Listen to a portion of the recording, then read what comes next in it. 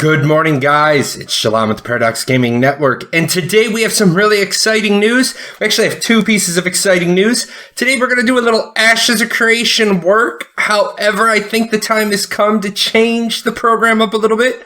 So this is no longer going to be an Ashes of Creation pre-alpha look. It's actually time for Ashes 101. I have enough information on some topics that Ashes 101 is going to start, and what better way to start than with housing? So why is housing important in MMOs, specifically MMORPGs? It creates an awful lot of immersion.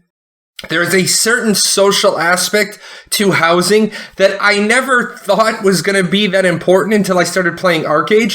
And just having a nice house makes you feel part of the world. It's like you feel like going back to it.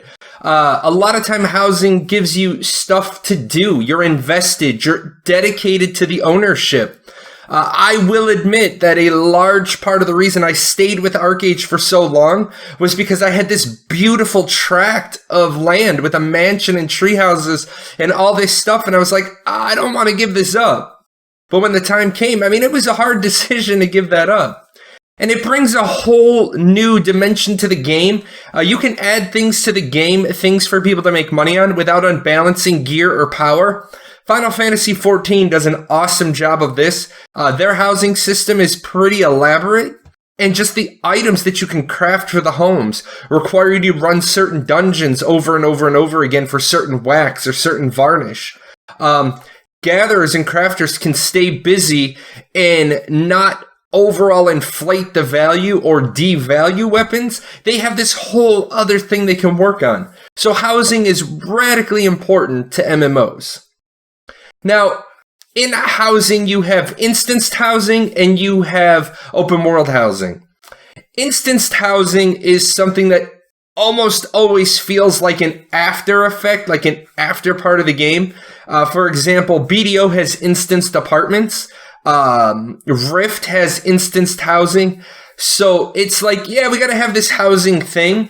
The pro for instance housing is that it ensures housing for all. In Rift, everyone can have a house. Every single player can have a house because it's an instance infinite. Atlantica Online was sort of the same way. BDO and such, there is a limit to it, but it's so easy to add more instances. It prevents creating empty areas. For those of you that did play Arcade, you know that the Rakala and the Animar areas of the map were basically just created to have more housing. The cons of instanced housing is that it breaks immersion. Like, people can't just find your house in the world. And it devalues property. If everybody can have it, there's no real value to it. So which route is Ashes going to take? Are they going to stay with only open world housing, or are they going to have instanced housing? Well, the answer is they're going to do both, of course, because Steven Sharif and Intrepid Studios, they know that there is value to both types. So Ashes of Creation has three types of housing. They have in-node houses, which in the video I'm going to refer to this as in-node housing. They have in-node instanced apartments. And they have open world freeholds.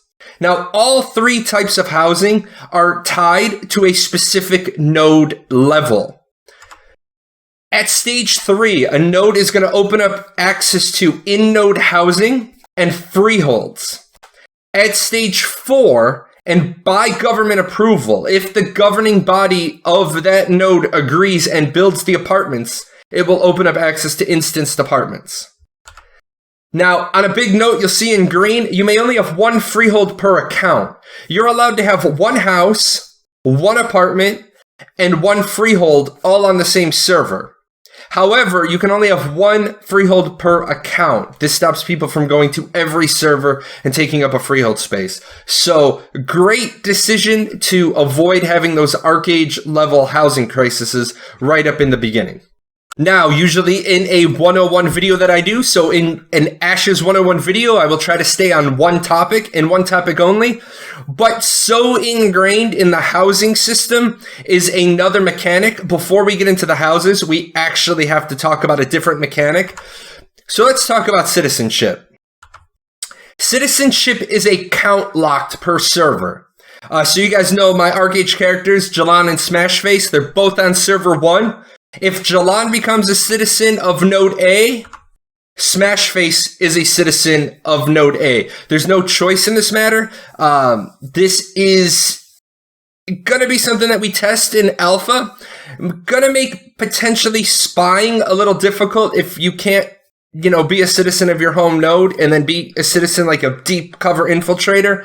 There's always alt accounts, but this is gonna be one thing I test specifically. And I want to clear up this major misconception people seem to have. Citizenship is tied to housing. You must have housing to be a citizen. You do not have to have citizenship to own a house. You can't have both rules. They're not mutually exclusive. Now, I will say, as a caveat, they are looking at potentially citizenship tickets for certain nodes. There's more people want to be a citizen to a node than there is housing available, but they're looking into it. So guys, if you're immediately like, Jahlon, you don't have to have a house that's a gonna look into thing. Now, a lot of people, if we argue on this on Discord all the time, so I bring the proof. Meaning if you own a home in one node and an apartment in another, you must declare your citizenship, but you could redeclare it after a cooldown that will be about 2 weeks. What happens to your property when you change citizenship then? You continue to own it, but not be a citizen of that node. This should be all the proof people need to know that you have to have housing to be a citizen, but you do not have to be a citizen to own housing. All right, let's get back to housing now. And first up, we are going to talk about in-node housing. That's some sexy housing right there. There's a bunch of housing videos. I was going to put them on the side. Didn't want to distract during today's video, so I included what it's going to look like. So when the node hits stage 3, you will be able to buy the housing in the node from the node itself. Housing is tradable between players. Now, we do not have the specifics on acquisition. We don't know if it's going to be instantly the node hits stage 3, those people standing in town with money in hand can buy them. We don't know how much those first houses are going to cost. It might be that, the node hits stage 3 and it's going to take a couple of days to earn the money it's going to take to buy those houses. We don't have any of those specifics yet. But as soon as alpha opens up and the housing parts open, I'll get you that information. Now, it's important to know that each new stage, new homes appear, and the current homes get nicer. I'm going to show you a little graphical representation of that in just a second. And then only the homes at a village, only at stage 3, will those ever become mansions, and that won't happen until the metro stage. So here's a little graphical representation of how it's going to happen. You see we got our little bare bones town here. The blue's a little fountain in the middle of town. The brown is just all the other buildings. And so you got 3 houses. Now, I don't know how many houses they're going to be. I chose 3 for the example. So there's 3 houses that appear. And what these are little one-room shanty houses like you'd expect in a poor village. Now, as the node earns XP and it progresses to stage 4, you'll notice that the original houses get nicer. I made them 2 cells big in the spreadsheet. And then 3 more houses appear. So as the town gets bigger, those houses in the center of town get nicer and new houses appear. So there's your new one-room houses. Now, in reverse, the stage 4 node grows to a stage 5. Those original houses get nicer. Houses 4, 5, and 6, they become better than they were. And you get a whole new row of one-room houses. And then this happens one more time. The node progresses to stage 6. Right up in that city center, you see these really big houses, 1, 2, and 3. These have become mansions. Houses 4, 5, and 6 are nice. 7, 8, and 9 are a little nicer than one rooms, and you still have shantytown on the border of town. Original houses are mansions. If you want a mansion, you're going to have to get in early at a node or buy in, and you're going to have to help grow that up. Now, the real estate market, can you imagine the value of houses 1, 2, and 3? It's going to create a whole sub-game inside of the game. It's going to be amazing. Now, what goes up must come down. That's a sexy looking house right there. If a node is successfully sieged and delevels, Any housing that should not exist goes away. So if you live in a shanty town, in a shanty one-room house in a metropolis, and your metropolis downgrades to a stage 5, your one-room house is just gone because it no longer exists as in a stage 5. So there you go. Stage 5 housing, you got the house that develops at stage 5, you de-level to 4, your house is gone, and all the housing is going to go down one step. So it gives you major incentive to defend your node. Now, you do not lose your stuff, only your spot, and of course your purchase price. If your house ceases to exist, you don't have a house to sell. You can't recoup your money. But no, if your house goes poof, you don't lose your stuff. As of right now. Again, all this is subject to change. Okay, now the next thing that comes in at stage 3 is freeholds. But I'm going to skip freeholds for the moment because they are a lot more complex. They're going to take up a larger part of the video. So the other thing that's going to happen is at stage 4, at the town stage, are instanced apartments. And this is if the government decides to build the apartment building. There are different sizes of apartments available. Bigger means more costly. Price is also affected by the number of units sold. This was the soft cap Stephen and Jeffrey were talking about for citizenship in a node. I imagine that by the time there's been like 300 apartments sold, you might not even be able to have 300. We don't know what the max hard cap is, but 300, that level, might start to get a soft cap of millions of gold for an apartment. We just don't know the specifics of the system yet. Now, your apartment may get destroyed in a siege if that particular building gets destroyed. Your apartment is tied to a physical structure. Now, this is going to make for town or node sieges interesting. You might have part of the fight going on, and you're not quite sure what the outcome's going to be. The attackers might just get spiteful and say, let's go kill the apartment building just to screw with the citizens.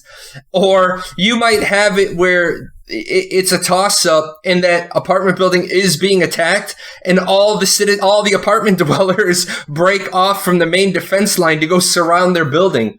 Because remember, when the node flips, if it stays a stage 4 or above, the apartment's still going to be there.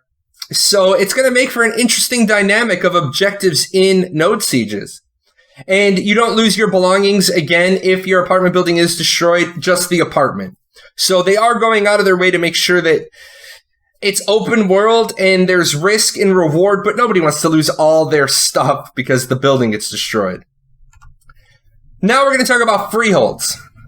And freeholds are actually what I'm most excited about in this entire thing. I mean, look at this. Look at this freehold. This is not an ArcH plot where one plot equals one building. I mean, there's a lot of stuff going on there, but we'll get back to the picture. It's a complicated system. The node must be stage 3, and then the freehold spots in the world are going to open up. Now, at one point, I thought I had a crystal clear understanding of the freehold system. And now in recent streams, some of the stuff Stephen has said might be backtracking a little bit or changing, or his scope, his vision has changed. So I'm not quite sure exactly how the freehold system is going to work with the standoff distance. It was like, hey, there's going to be X amount of space between freeholds. I did see some references to freeholds next to each other. I mean, if you look in this background right here, it looks like there's another freehold not too far away. So might be able to get close. The big important thing for me, having my wife, my kid, my friends, all, I want to be able to travel to their stuff easily. Anyway, you buy the deed. You'll see in green, it's a 2-part system. You buy the deed to a plot from the node. That is, hey, Jahlon has the legal right to go and claim a spot in this node's ZOI. And then you acquire the blueprints to the building's assets. You can get those from the vendor. You can get them from the quest rewards. Find them in the open world. There's a lot of different things that you can get.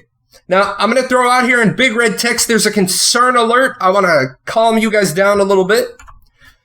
Okay, cash shop, pay to win woes. People have said to me, it's not fair. People have bought buildings on the cash shop. Kill that. They did not buy a building. They didn't buy a building. They bought a skin. You must still go through all the same hoops to get the actual building. Your building just looks different. So you had to go through all of the same hoops to go and get your forge. And now you have a skin, you can drop this skin on your forge. But everybody needs to settle down about all of that. There is no pay to win. If you think there's pay to win, come talk to Papa Jahlon. I'll get you squared away on how what you think is pay to win isn't pay to win. Besides, you guys have bigger things to worry about, because I'm sick and twisted, and I have a plague lab.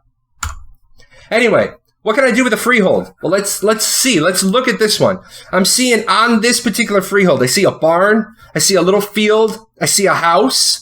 I see a horse corral, and by the keen eye of the observer, I see something in that far back corner, because the way the graphic cuts, I can't see what's behind the house. I don't remember in the video it turning that way, but it looks like you can do some stuff. Now, you're going to be playing the Tetris game. You're going to be dropping stuff in. That's going to be awesome. No one's going to dictate to you what you can put on your freehold. It's going to be a matter of what you can fit. So you might have a tavern and an inn, and you got to Tetris them in there.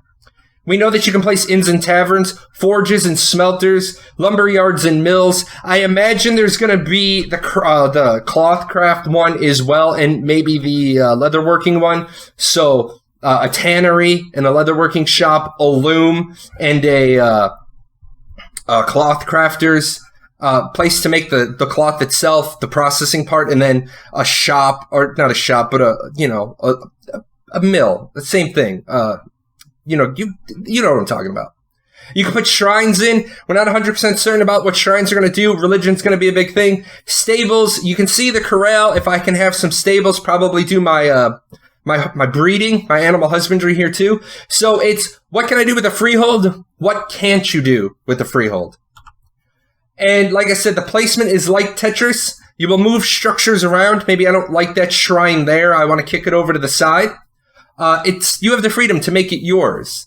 I think you're going to be able to do a lot of really cool things. The shrine in a house, a temple, man, I'm stoked. I'm legitimately stoked. I can already tell you I'm going to have 2 accounts, because I want to have a tavern inn right in the newbie zone on Quartermaster to help new players, but Jahlon wants to be out in the world. So, man, 2 accounts already. Now, you cannot be killed while inside your freehold. Open to a little debate on what in versus on means. The community can't decide, and I gotta choke Steven and be like, answer the question more clearly. In the video, they said inside, inside, inside.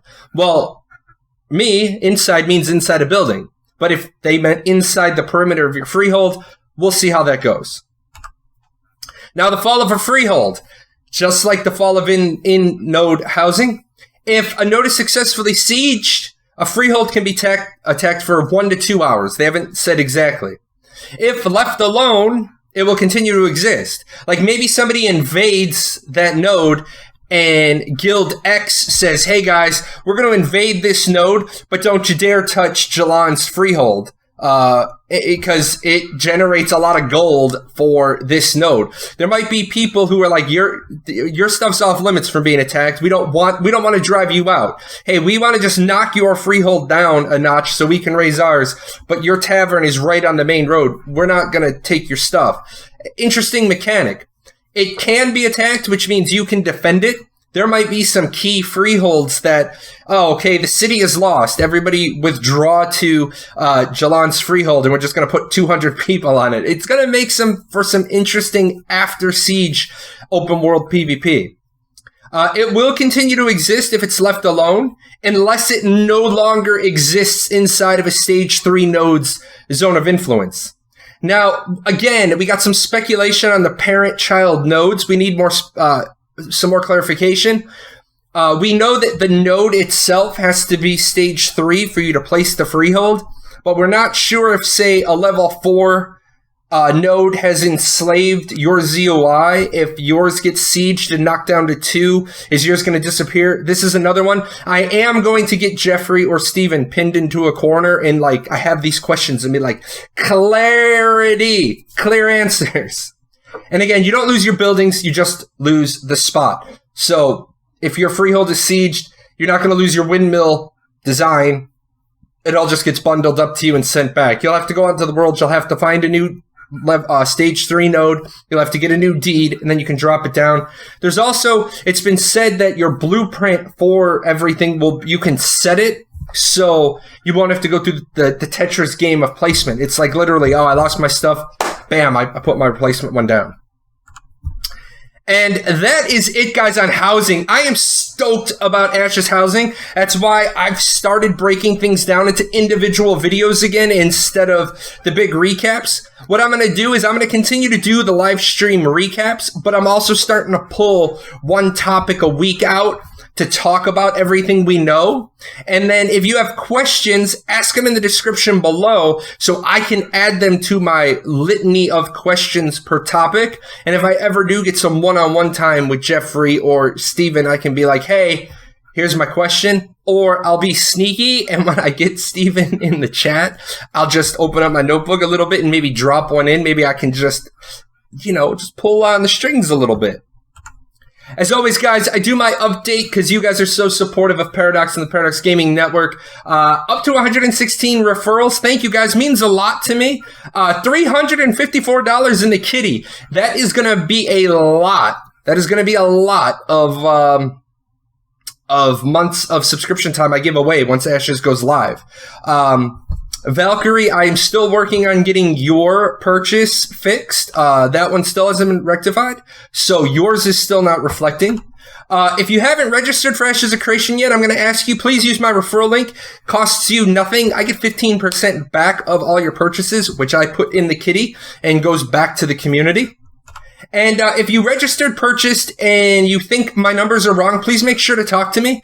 Transparency is my goal, and I want to make sure that people know up front I don't keep this money. I send it back to all of my supporters. And that's it, guys. Housing. If you want to talk more, hit me up in email. Join me on Discord. Discord's easier way to get in touch with me. I'm on it all day long while I'm awake. I run a Discord channel. You can see the link there, or it's in the description below. I stream twice a week on Wednesdays and Fridays. Feel free to jump in. Doesn't matter what game I'm playing. You want to talk about Ashes, we'll talk about Ashes. And as always, thank you to my sponsors. These guys give me a little bit of money each month. I've been adding it to a pot. This coming month, I will be giving away some game keys to Warlords Awakening. When Ashes gets closer and it becomes my primary game, that's where the money will all end up going to. Anyway, guys, long video. Thanks for hanging out. I need to get this in a post-production, and I will be starting the PvP video next. I know that's the next hotly contested topic. All right, guys, you take care. Enjoy the rest of your weekend. Hey, where are you going? You're not done yet. See these videos? This video's up here to watch. You got to go over here. Hit the chibi. Subscribe to the channel. Check out the webpage. And I'll see you guys on Twitch.